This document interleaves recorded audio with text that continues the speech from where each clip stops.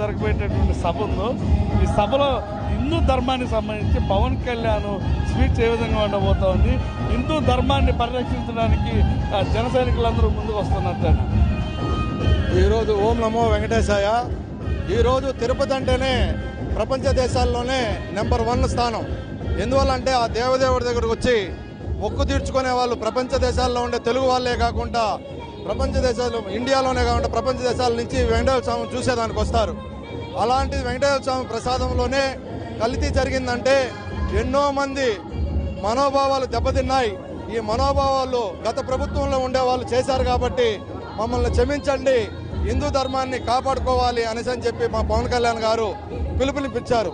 అలాగే మా పవన్ కళ్యాణ్ గారు సనాతన ధర్మం గురించే కాకుండా ఒక ఇస్లాం గురించి, ఒక క్రిస్టియానిటీ గురించి కూడా ఆయన అంతే గౌరవిస్తారు.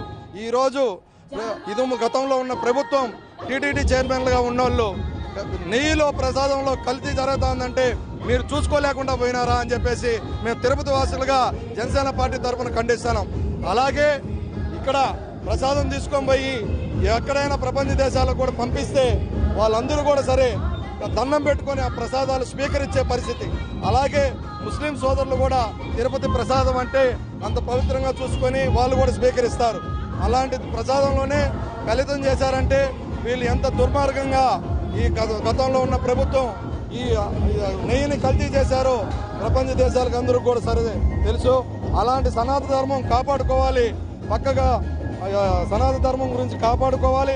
అలాగే ఇతర మతాలను కూడా మనం గౌరవించాలని చెప్పి మా పవన్ కళ్యాణ్ గారు చెప్పడం జరిగింది.